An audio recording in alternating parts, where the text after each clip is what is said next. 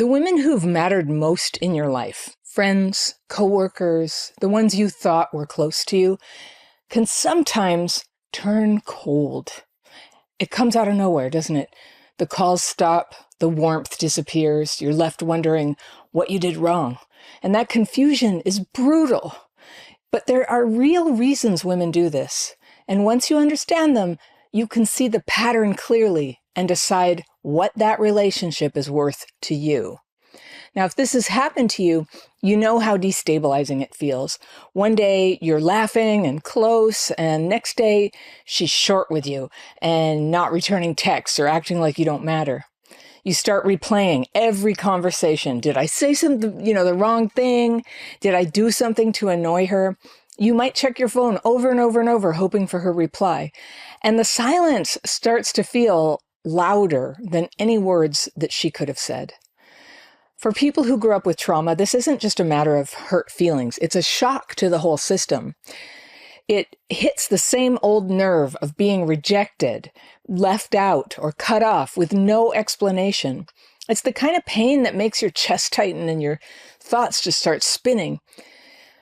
In my life, I've had a few different friends do this to me, and I'll tell you, in none of these cases did I ever find out what it was about. In every case, I tried to talk with them to find out. One of them would only tell me, I just can't. I can't explain. Another said, let me think about whether I'll tell you, and then never got back to me. And with others, they just ghosted. Earlier in my life, I'd ruminate about this and go into self-doubt. But later, after more healing, I just detach from this kind of person as soon as that kind of behavior shows up. Because when a woman friend turns cold, it usually says more about her than it does about you. Coldness is a way some people deal with feelings they don't know how to express. Jealousy, resentment, overwhelm, fear.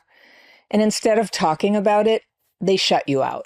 And when you react by chasing a friend like this, blowing up her phone, apologizing over and over, or working overtime to prove you're a good friend, it doesn't rebuild closeness.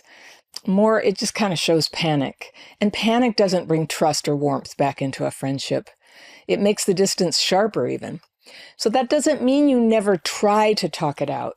A real friendship can handle a direct, honest question. And sometimes the healthiest thing that you can do is check in once, just calmly, and ask, is something wrong? And that gives her the chance to be clear. But if she won't go there, you don't keep pushing. Why do women do this? Yes, there's always a possibility that you let her down somehow, but you have no idea what it is. And this is always what I used to think when it happened to me. And it's worth considering that, sure. If you want some clarity about how to be a good friend, I have a free download for you with tips that you can use right away.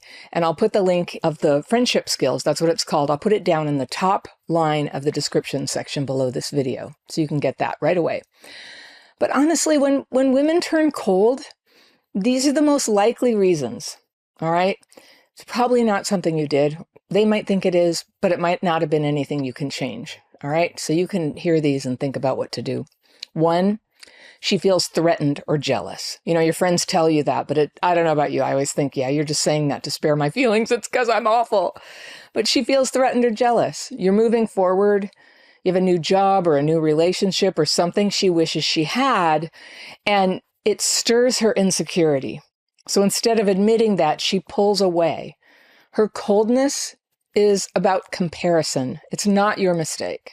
Number 2, her trauma is triggered.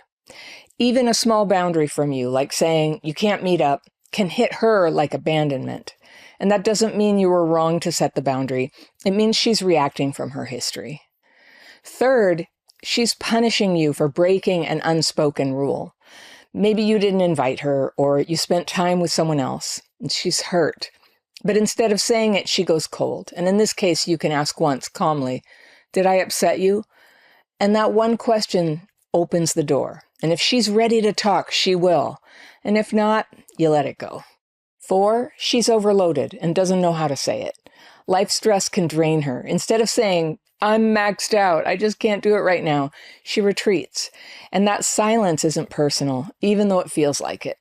Number 5, she's testing your loyalty. And some women pull back to see if you'll chase them. It's a game born of insecurity. You'll see it in romantic relationships too. It's not a measure of your worth. 6th, she envies your growth. If you're making changes and she feels stuck, your progress can feel like pressure to her, and her coldness is a way of stepping back from that discomfort so she can, regulate. Number 7, she can't handle conflict directly. This is pretty common. Something about you bothers her, but she can't say it. And so instead of talking, she cools the friendship. That's her avoidance, not your failure. Number 8, she's dysregulated. Trauma can make people swing between closeness and distance. And sometimes the coldness has nothing to do with you. It's her nervous system just struggling to find equilibrium. 9th, maybe she wasn't as invested as you thought. Some friendships are situational. They're built around work or school or a crisis. And when that phase ends, the closeness fades. It can hurt, but it doesn't mean that you were wrong to trust her. The 10th thing is she wants out, but she avoids confrontation. For some women, coldness is the only way they know to end a friendship. And it hurts when it's done to you, but it's her way of getting away from what's upsetting her without having to see how it hurts you. She can't deal with it.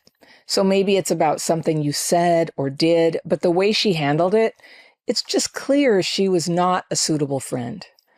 Now, if you grew up with trauma, a friend turning cold can feel catastrophic. It's not just disappointing. It can feel like, a total abandonment all over again. And that's why you might text too much or over-apologize or obsess about what you did wrong. That's the old survival pattern. Trying to stop the abandonment before it happens, right? But the more you chase, the further you're getting from just honest perception of what kind of a person this is. Time reveals the nature of each relationship.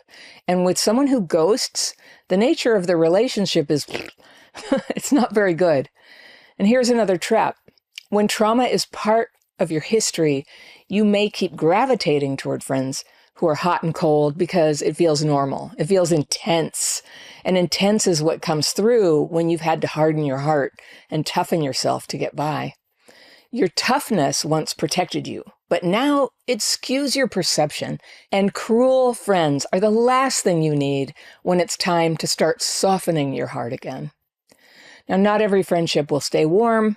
Some people will turn cold. That doesn't make you unworthy, and it doesn't mean you have to fight to win them back. What you can do is stay grounded, stay truthful, and be open to the friendships that show up in your life that are mutual. The ones where the warmth comes easily and goes both ways. The ones where you don't have to guess if you're valued. If you think a woman friend is pulling away from you, just try not to spiral into self-blame. Let information come to you. Just cultivate calm within yourself. Sometimes a little space is all it takes. Sometimes an honest talk will bring the warmth back. And sometimes the friendship has just run its course. And this is okay too. Now, trying to hold on to your feelings when you're feeling abandoned can feel rough. And what I always did, ever since I started healing from my trauma, was my daily practice techniques.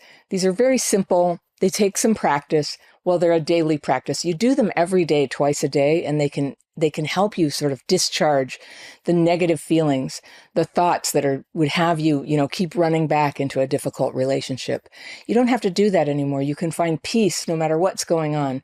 I'll put a link to where you can sign up for my free course down in the second row of the description section. You don't want friends that don't fit.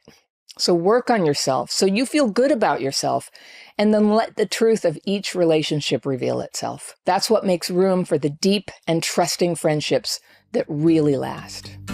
If you like this video, I've got one that you're going to love right here, and I'll see you very soon. Today, what's happening is your own behavior. And the worse you were hurt back then, the more likely it is that you have a pattern of hurting yourself now.